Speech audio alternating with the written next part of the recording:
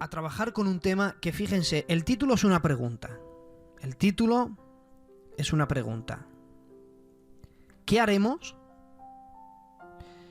en medio de tanta injusticia? O bien, también podríamos titular este mensaje: ¿cuál será nuestra actitud delante de tanta injusticia? Hoy vamos a tratar un tema que su trasfondo es sanidad interior. Creo que si yo soy fiel a Dios ministrando esta palabra, intento hacerlo lo más sencilla posible y ustedes lo entienden, si lo llevan a cabo, les prometo que todos veremos la mano de Dios más a menudo. Fíjate, vamos a trabajar con un salmo, concretamente el Salmo 94, ¿de acuerdo? Salmo 94 y el verso 1. Fíjense, yo voy a leer el verso 1, voy a explicar una cosa que tengo que explicar y luego seguidamente seguimos con el tiempo de la lectura. Yo no quiero que nadie se desconecte con el primer versículo. Yo quiero que todos escuchen hasta el final del mensaje y escuchen el desarrollo y la interpretación que se le va a dar, y que nadie se vaya echando las manos a la cabeza antes de tiempo, ¿de acuerdo?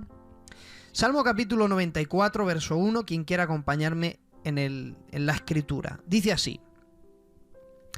Dice: Jehová, Dios de las venganzas, Dios de las venganzas, muéstrate. Jehová, Dios de las venganzas, Dios de las venganzas, muéstrate. Que Dios bendiga su palabra en nuestros corazones en esta preciosa noche. Fíjate, antes de seguir leyendo, que vamos a seguir leyendo la escritura, tengo que aclararles esa frase. Es un poco llamativa. Yo cuando lo leí la primera vez fue lo que me llamó la atención y tuve que estar buscando en la palabra para encontrar esa respuesta, y con la ayuda del Espíritu Santo el Señor, cuando buscas en la Biblia para la edificación de tu vida espiritual, Dios te contesta con la palabra también. Y fíjate, la frase que hay ahí llamativa es que a Dios se le llame, o David le llama en su oración, el Dios de las venganzas. Y fíjate, cuando una persona se venga de otra persona, es que le paga a esa persona de la misma manera que han acometido contra ella. O sea, vengarse de una persona es pagar mal por mal, pagarle de la misma manera, o quizá, si puede ser, peor aún. Entonces, en nuestro término venganza, la venganza en el término humano que nosotros conocemos en nuestro lenguaje, el que nosotros dominamos, es que pues pagamos mal por mal, o por lo menos damos a la persona el merecimiento que nosotros creemos que tiene que recibir, y entonces le pagamos con la misma moneda, como se suele decir, ojo por ojo y diente por diente, y en eso encerraría nuestra palabra venganza. O si es posible, le pagamos más de lo que él nos ha hecho a nosotros. Ahora bien, quien así actúa está cometiendo pecado. O sea, pagar mal por mal es pecado. Pagar peor aún sigue siendo pecado. Ahora, la cuestión es, ¿por qué si esta acción es pecado? Y fíjate, es pecado por la razón de que nace desde la maldad. Queremos vencer al mal con el mal. Y la Biblia dice, no vencéis... la Biblia habla de que es el bien el que vence al mal. Pero claro, vengarnos nosotros es pagar mal por mal. Entonces, una acción nacida de la maldad no puede ser buena, por lo cual es pecado. Ahora bien, ¿por qué razón Dios se puede llamar el Dios de las venganzas? Mostrarse como el Dios de las venganzas, manifestarse como un Dios vengador y no pecar. ¿Cómo explicamos este asunto? Fíjate, os voy a leer la versión de la palabra. La palabra dice: Señor Dios, atención, justiciero. Pero miren la Septuaginta. Son las únicas dos versiones que yo he visto que lo han mencionado de una manera diferente. Las demás, todas las que yo he consultado, Dios de las venganzas. Y en la Septuaginta dice: Señor, Dios que obra justicia, con justa razón obra. Fíjense de qué manera la versión Septuaginta lo dice. Señor, ahí aparece la palabra Dicán, pero Señor Dios que obra justicia, con justa razón obra y manifiéstate. ¿Por qué razón Dios puede manifestarse como el Dios de las venganzas y no pecar? Sin embargo, nosotros, cuando nos vengamos, sí pecamos. Por la razón de que cuando el hombre se venga, paga mal por mal. Es una acción nacida de la maldad del corazón. Por lo tanto, es pecado. Pero cuando Dios se muestra como el Dios de venganza, el Dios vengador, vengar es esto. Cuando Dios venga a alguien, la venganza de Dios es hacer que alguien recoja aquello que sembró. Dicho de otras palabras, Dios reivindica la justicia. Para que lo entendamos un poquito más, Dios como el soberano de la tierra está para juzgar. Y fíjense, imaginaros que yo cometo un asesinato. Me detienen y me llevan a la corte y se celebra un juicio. En el juicio me muestran las pruebas de que yo soy culpable de asesinato. Y muy bien, me condenan a 20 años de prisión. Ahora mismo yo, cuando ya me han condenado, yo le digo al juez, ¿le puedo hacer una pregunta, juez? Y el juez me contestaría, adelante. Y yo le diría, ¿usted conoce a la persona que yo he matado? Seguramente no la conocería. Muy bien, no la conoce. ¿Es familiar tuyo? No, no es familiar mío. Bien. ¿Usted quiere a la persona? ¿Alguna vez la ha amado? ¿Ha hablado con ella? ¿Es familiar suyo? ¿Es cercano de usted? ¿La conoce? Y aunque el juez no conozca a la persona, no sea su familiar, no quiera saber nada, no haya sabido, nunca la haya visto, no sepa ni tan siquiera quién es, solamente sabe el nombre porque ponen los papeles, aunque él no sepa ni las cosas vayan con el juez, por cuanto yo he cometido un delito, el juez está para reivindicar la justicia. Por lo tanto, me condena, aunque yo no haya hecho nada en contra de él. Pero por cuanto violé una ley que es no matarás, y está penado en el Código Penal, me meten preso y yo tengo que pagarla.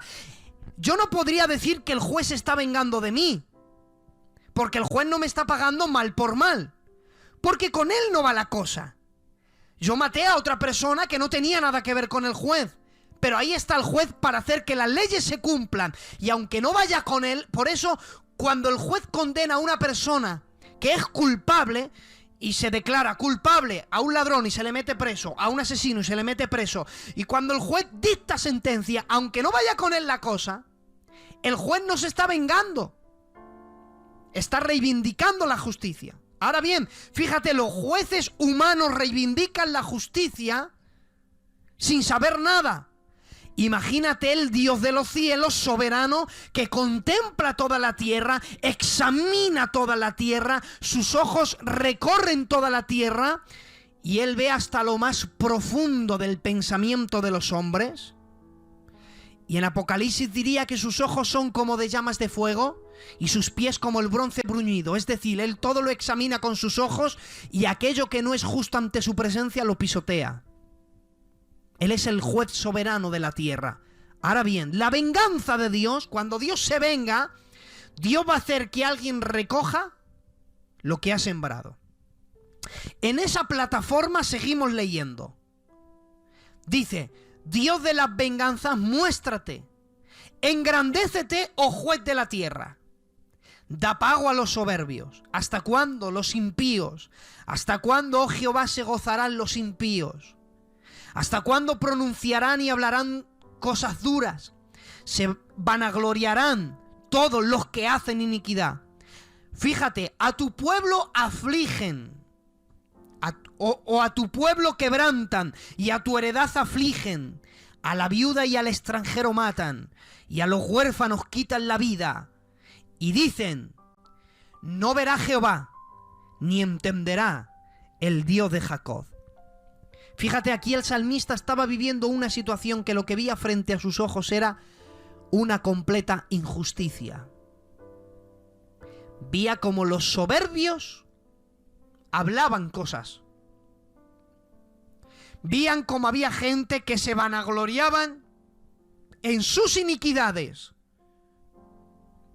Veían cómo afligían al pueblo de Dios y cómo los quebrantaban, cómo los hacían la guerra.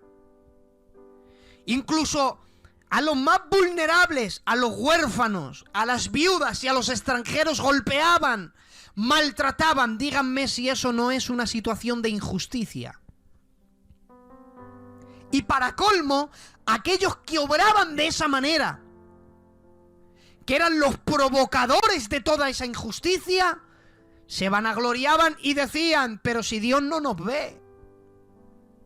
Y el salmista está observando todo eso, y frente a toda esa película que él tenía enfrente, viendo cómo los malvados se reían del pueblo de Dios, lo golpeaban, se vanagloriaban, eran unos soberbios, hacían la guerra y encima decían de que Dios no les veía. Pues frente a todo ese panorama de injusticia, el salmista se pone a orar a Dios.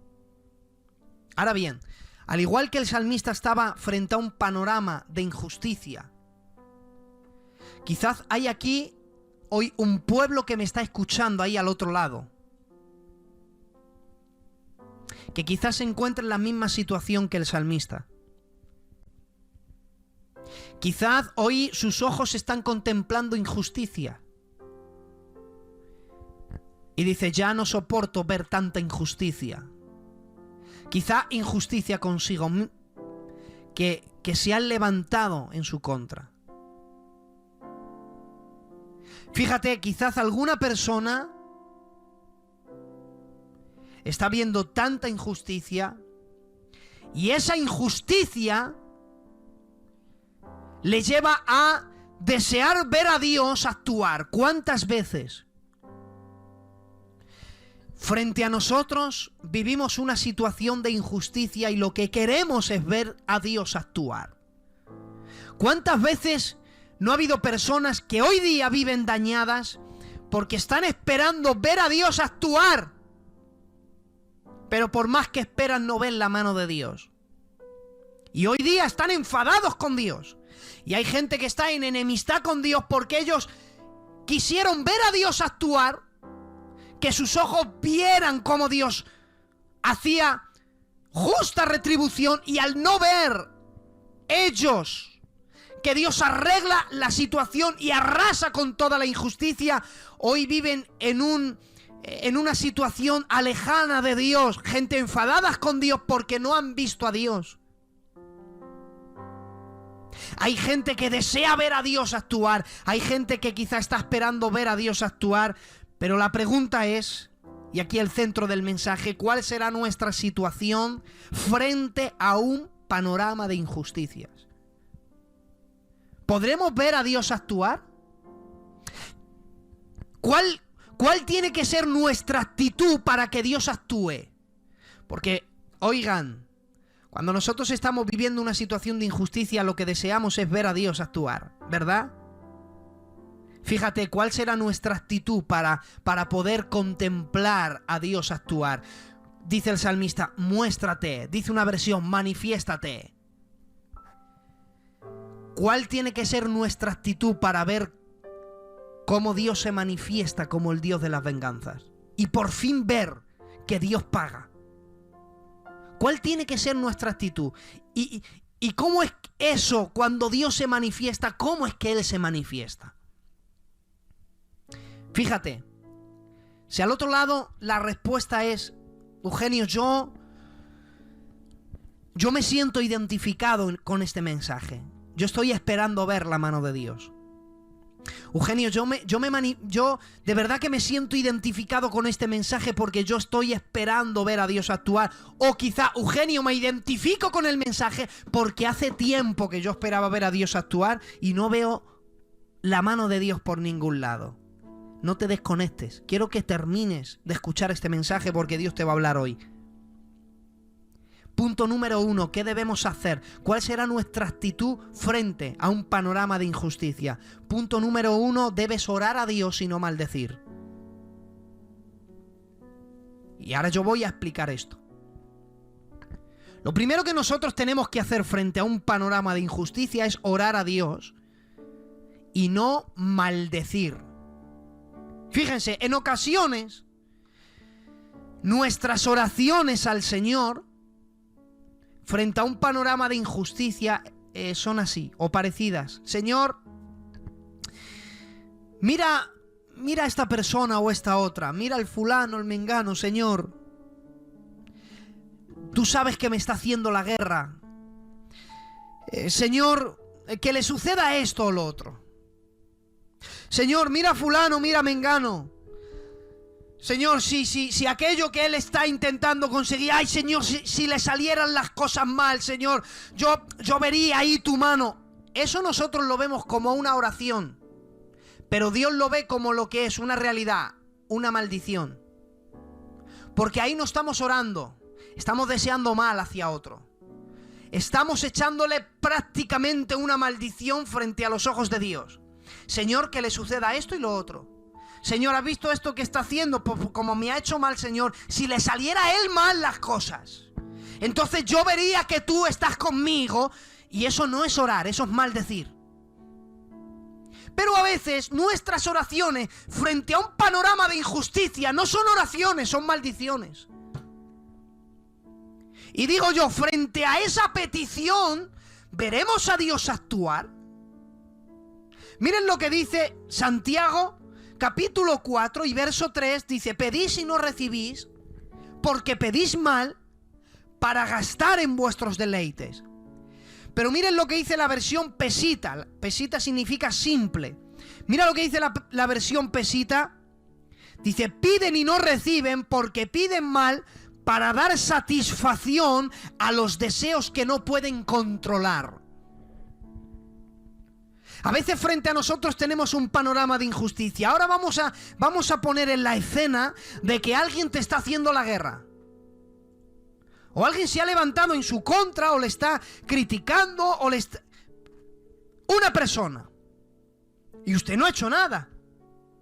Y ahora mismo usted quiere ver la mano de Dios, cómo actúa.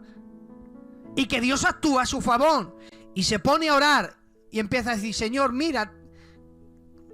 Señor, si yo viera esto que le pasa, yo vería tu mano. Oigan, eso no es una oración, eso es una maldición. Ahora bien,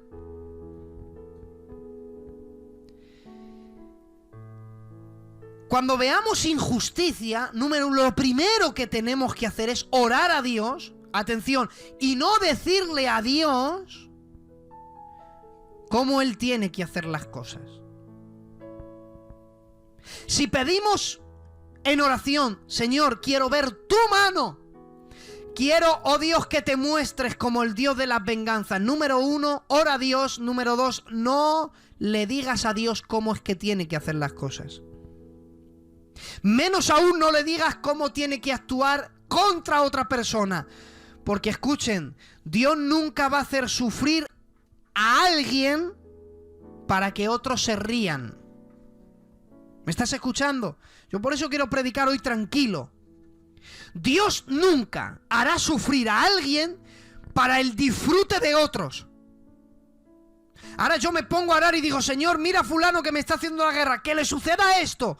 Ahora, Dios no va a actuar que eso suceda para yo dar satisfacción a mis deseos que no he podido controlar. Y yo me gozo de ver cómo ese sufre. No.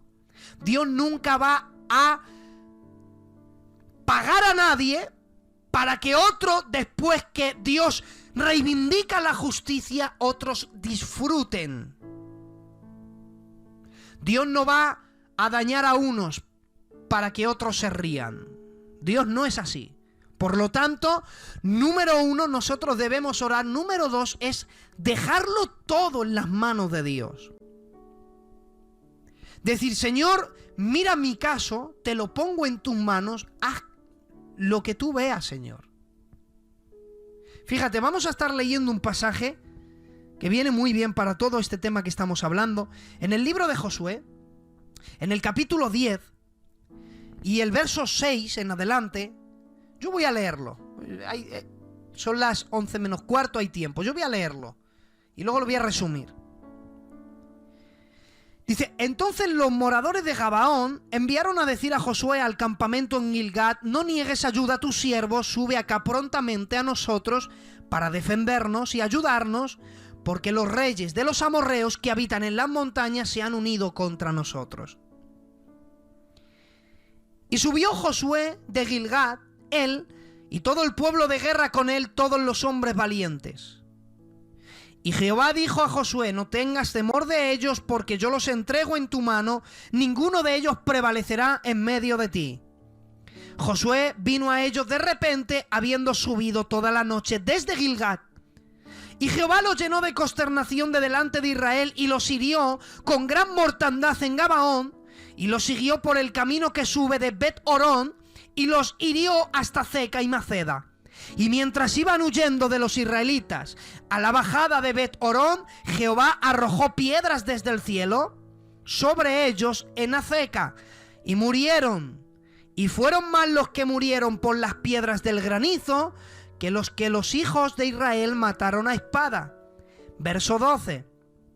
Y Josué habló a Jehová aquel día en que Jehová entregó al amorreo de delante de Israel. Y dijo de delante de los israelitas, sol detente en Gabaón, tu luna en el valle de Agalón. Y el sol se detuvo y la luna se paró hasta que la gente se hubo vengado de sus enemigos. Que Dios bendiga su palabra. Fíjate,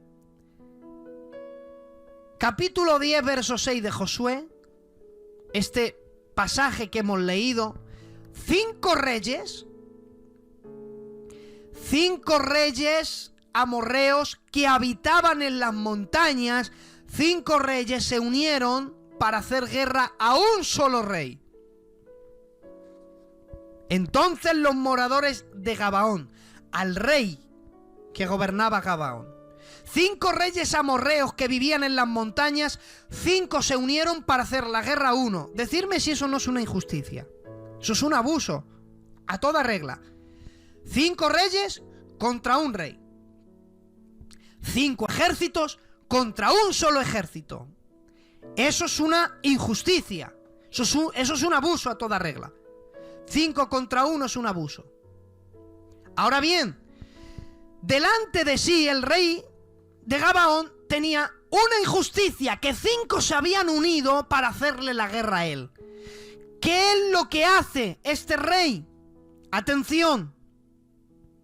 Entonces los moradores de Gabaón enviaron a decir ¿a quién? A Josué. 5 reyes contra 1. Y el que ve todo ese panorama de injusticia, número 1, pide ayuda a Josué. ¿Sabe lo que significa Josué? Jehová salva. Frente a él, 5 reyes se habían unido para hacerle a él la guerra y lo primero que hace es pedir ayuda al Dios que salva.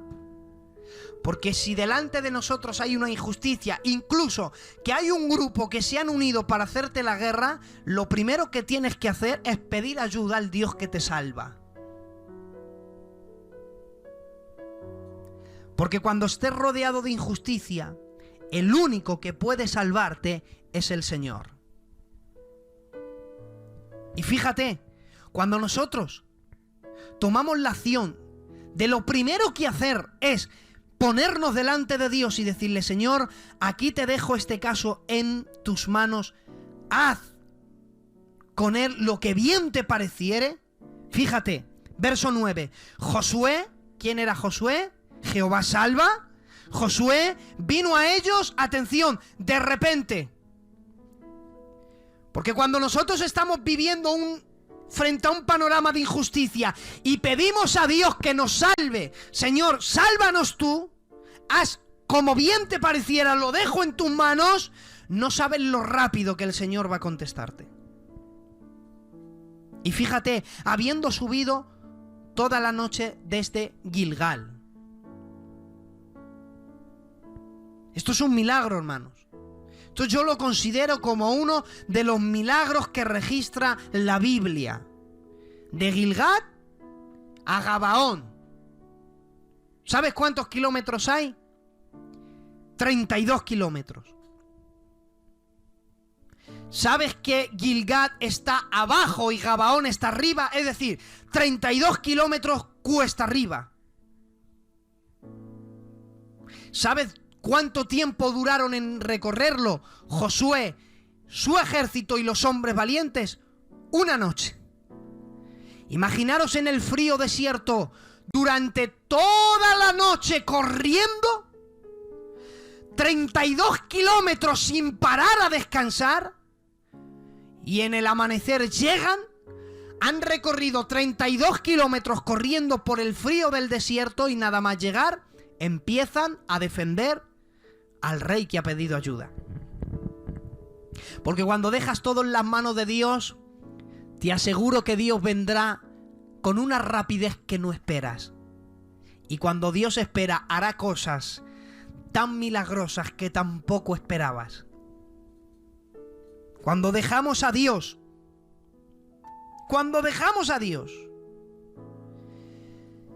que sea Él quien actúe, te aseguro que te va a sorprender lo rápido que Él va a acudir en tu defensa. Pero habíamos dicho, número 2, que a Dios no le tenemos que decir cómo es que tiene que hacer las cosas. Señor, mira a fulano y el otro. Señor, si viera esto, no, a Dios no le tienes que decir cómo es que Él tiene que hacer las cosas. ¿Sabes por qué? Porque seguimos leyendo. Jehová los llenó de consternación de delante de Israel y los hirió con gran mortandad. Atención, mientras iban huyendo de los israelitas, a la bajada de Bet-Orón arrojó Dios, ¿qué? Piedras, grandes piedras de granizo. ¿Sabes por qué a Dios no tienes que decirle cómo es que tiene que hacer las cosas? Porque Él ya sabe cómo es que tiene que actuar. ¿Sabes por qué los hirió Dios con piedras de granizo? Fíjate, en una batalla Dios los hirió con piedras de granizo. Mucho antes, porque el libro de Job es anterior a Josué, mucho antes, en Job capítulo 38 y verso 22 ya habíamos leído: ¿has entrado tú en los tesoros de la nieve?, dijo Dios a Job. ¿O has visto los tesoros del granizo? Y mira para qué Dios lo tenía: que tengo reservado para el tiempo de angustia, el día de la guerra y de la batalla. Fíjate, y en un día de guerra y de batalla, Dios arrojó grandes piedras ¿de qué? De granizo. Porque las piedras del granizo, ya había dicho Dios que lo tenía preservado para el día malo, el día de la guerra y de la batalla. Por eso es que no le tienes que decir a Dios cómo el que tiene que actuar. Si has dejado tu caso en las manos de Dios, no tienes que decir a Dios cómo es que tiene que hacer las cosas. Es que Él ya sabe cómo es que tiene que hacer las cosas. ¿Acaso le dirá el barro al alfarero cómo es que tiene que moldear y hacer una vasija? El barro no puede hablar, ni tiene que hablar, ni debe de hablar. Porque Dios es el alfarero, Él sabe cómo hacer las cosas. Deja a Dios actuar y descansa. Fíjate, mira, hay un hombre de Dios aquí en Alcalá, del cual yo aprendí una cosa maravillosa de él. Fíjate, un día estaba hablando con él porque alguien se había obrado injustamente contra él, ¿vale? Muy mal. Y yo estuve hablando con él, coincidimos, y él me contó el caso. Y le dije, sí, mira, había algo escuchado y demás. Y me dijo, pero mira, Eugenio, hace mucho aprendí algo. Yo tengo un sillón espiritual. Así me lo dijo. Y así es como lo voy a compartir con esta familia. Yo tengo un sillón espiritual. Cuando yo estoy frente a algo que considero que es una injusticia, yo me siento en ese sillón espiritual. Y todo el caso que me esté pasando, yo se lo dejo en las manos de Dios. Y yo me siento en ese sillón espiritual y lo único que hago es contemplar a Dios cómo hace las cosas. Así que ahora me toca sentarme y disfrutar de ver a Dios cómo actúa. Hermanos, Él me dijo esa palabra. No pasó una semana cuando tuve que ir a buscarle y decirle gracias por esa enseñanza, porque no había pasado una semana y ya había visto la mano de Dios. Pero justamente, y cuando yo hablé con él, yo no le vi que él se gozó. Dijo, ¿te das cuenta? Como cuando dejan las cosas en las manos del Señor, Dios sabe cómo hacer las cosas, pero a él no le vi disfrutando del dolor del otro. No le vi gozándose. Le vi dando gracias a Dios porque, créanme, Dios se había visto claramente la mano de Dios. Pero no le vi, él no dijo, déjalo ahí, se lo merecía. No. De la misma manera que él dijo, me voy a sentar a disfrutar, le vi de esa misma manera. Había abandonado todo en las manos del Señor. Se había quitado esa carga. Cuando nosotros, hermanos, dejamos todas las cosas en las manos de Dios, no sabes lo rápido que Dios viene y Dios empieza a ayudarte. Y fíjate, Dios obrará milagros. Porque aquí, en esta batalla, cuando los hijos de Israel se hubieron vengado de sus enemigos, es decir, cuando los hijos de Israel vieron venganza, vieron actuar al Dios de la venganza, contemplaron un milagro que registra la Biblia. ¿Cuál? Dice la Biblia que aquel día fue cuando el sol se detuvo y la luna se paró. Esto es sorprendente. Vamos a ver, cuando yo comencé a leer la Biblia, todo esto a mí me llamaba la atención. ¿Cómo que el sol se detuvo y la luna se paró? Yo no lo encontraba sentido a esto. Bueno, todos sabemos que el sol está detenido. Bueno, mira, yo no quiero entrar ahora, porque conozco las teorías del geocentrismo y demás. Yo no quiero entrar en esos temas. Pero el sol está detenido. Hasta el año 1632, Galileo Galilei se le ocurrió decir que la Tierra giraba alrededor del Sol y le tacharon de hereje. Pidieron que se retractara o si no, moriría. Entonces, hasta 1632, fíjate, hace poco prácticamente en ese sentido hablamos de años, ¿no? Año 1632 era la Tierra al centro y todo giraba, planetas, el Sol, todo giraba alrededor de la Tierra. Cuando alguien dijo que era la Tierra quien giraba alrededor del Sol, le tacharon de hereje y quisieron matarlo. Ahora bien, sabemos que es la Tierra quien gira alrededor del Sol. Ahora bien, la Luna se mueve por medio de la fuerza gravitatoria de la Tierra, que es empujada. Entonces, todo como un mecanismo perfecto diseñado por la mano de Dios, porque no hay mayor prueba de que Dios existe que el mismo universo. Porque detrás de un relojero, o detrás de un reloj hay un relojero, detrás de una escultura hay un escultor, detrás de un edificio hay un arquitecto. Díganme quién está detrás del universo.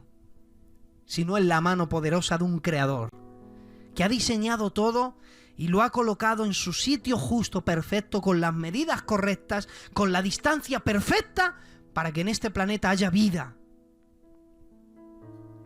Pero del año 1632 saltamos y hasta el año 1838 un hombre llamado Bessel fue quien logró medir un paraje de una estrella demostrando que la Tierra giraba alrededor del Sol. Ahora bien, un científico dijo que sería una locura que en la Biblia se dijera que el Sol se detuvo y que la Luna se paró. Y aquí la gente puede hallar una posible contradicción. Pero yo quiero aclararos esto. Fíjate, en tiempos de Josué, fíjate, fue en el año 1632 y pensaban que era el Sol quien giraba alrededor de la Tierra.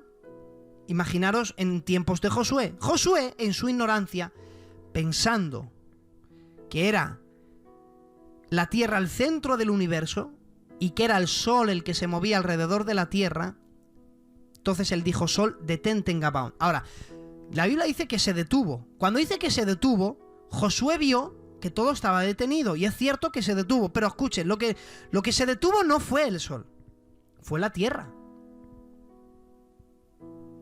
La Tierra fue lo que se detuvo.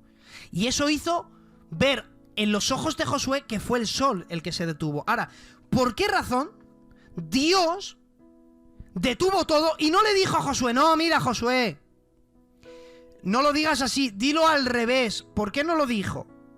Porque en el libro de Job dijo Dios: sacarás tú las constelaciones de los cielos, atención, a su tiempo. Entonces Dios tiene determinado cosas en su tiempo. Pues hoy tenemos la Biblia, que es la revelación, todo lo que Dios quería revelar al hombre para acercarse a él, pero la revelación de Dios hacia el hombre fue progresiva, poco a poco. No pudo darle Dios la Biblia en un año toda la revelación en la mente de un ser humano. Por eso hay cosas que se van descubriendo. Por eso, he aquí un misterio, dijo Pablo. No todos dormiremos, pero todos seremos transformados. Eso era un misterio. Eso en el Antiguo Testamento no se sabía. Pues la revelación de Dios era progresiva. Ahora, había un tiempo en el que se tenían que sacar las constelaciones. En tiempos de Josué no era ese tiempo. Porque si en el año 1632 alguien dijo que la Tierra giraba alrededor del Sol y casi lo matan, imagínate en tiempos de Josué. Entonces, todo tenía su tiempo en el plan de Dios, en el plan perfecto de Dios. Por eso la Biblia dice que llegando el tiempo del cumplimiento, Dios envió a su Hijo. O sea, Jesús vino en el momento que Dios estableció el Padre, en el plan divino del Padre. Por eso es que hay cosas en el tiempo de Dios que Dios tenía determinadas. Sacarás tú las constelaciones de los cielos a su tiempo. No era el tiempo, pero Dios respalda esa palabra aún cuando es en ignorancia, y Dios detuvo la tierra haciendo Josué ver y los israelitas que el sol se había parado. Un científico dijo: pero bueno, eso no es posible, porque si todo deja de moverse, de pronto todo lo que no esté sostenido en la tierra sale despedido al espacio a una velocidad que no se puede calcular, porque imaginaros, si la tierra dejara de girar de pronto, la gravedad no haría su función y todo lo que no esté sujeto a la tierra con fuerza saldría despedido al espacio. Entonces un cristiano que formuló, que estaba ahí escuchando eso, le dijo al científico: pues te doy las gracias por haber descubierto otro milagro. Dios no solamente detuvo la tierra, sino que mantuvo a todos en su lugar. Todo esto ocurrió porque alguien pidió ayuda a Dios y Dios respondió. En medio de esta enseñanza, quería explicarte esto ya que lo había leído. Hermano, cuando dejas a Dios actuar, puede que frente a ti haya una situación mala, trágica, que se han levantado en su contra, le están haciendo la guerra y ya no puede más. Sabe que es una injusticia. Pero ¿cuál va a ser tu actitud frente a un panorama de injusticia? ¿Vengarte? ¿Pagar mal por mal? ¿Sabes que cuando, fíjate, ¿sabes por qué hay mucha gente que no ha visto a Dios actuar? Yo te voy a decir por qué hay mucha gente que no ha visto a Dios actuar. Porque ya lo han intentado ellos. Han intentado ellos vengarse de una manera sutil. Y como no han podido, han pedido a Dios que actúe. Cuando nosotros actuamos, Dios ya, fíjate, cuando pagan mal por mal, cierran los brazos de Dios y Dios ya no puede mostrarse como el Dios de las venganzas. Si te tomas la venganza por tu cuenta, olvídate de ver la mano de Dios. Pero si guardas silencio, pides a Dios, Señor, aquí tienes mi caso que tanto daño me hace, no quiero caminar con esta carga. Señor, te lo dejo en tus manos, haz lo que quieras, pero escucha, cuando se lo dejes en las manos de Dios, descansa, siéntate en ese sillón espiritual a descansar. No le pongas a Dios tiempo, no le digas a Dios cómo tiene que hacer las cosas, no te desesperes. Y si ves la mano de Dios actual, no disfrutes, sino alaba a Dios solamente. Dios nos quiere enseñar este principio. Por eso he dicho, si aplicamos este principio, veremos la mano de Dios actuar.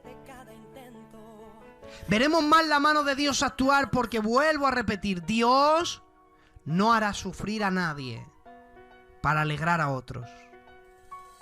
Quizás hay una herida que te han hecho. Vamos a pedir a Dios hoy que nos sane esa herida. Vamos a pedírsela al Señor. Te pido que te sientes en tu sillón espiritual y que pongas tu caso en las manos de Dios y que te olvides, por favor, que dejes actuar a Dios. Que no le digas a Dios cómo tiene que hacer las cosas. Que descanses, tranquilo, Dios actuará. Cuando Él se venga, hará lo que la gente recoja lo que siembre. Y recuerda esto, y con esto termino. Sembramos una semilla, recogemos una cosecha. Deja todo en las manos de Dios. Este es el pensamiento que quería compartir con la familia de Conquistando Corazones. ¿Por qué? Bueno, quizá porque me siento identificado. Que Dios les bendiga, familia de Conquistando Corazones. Quiero que escuchen esta alabanza y que le pidan a Dios: Señor, toma mi caso en tus manos.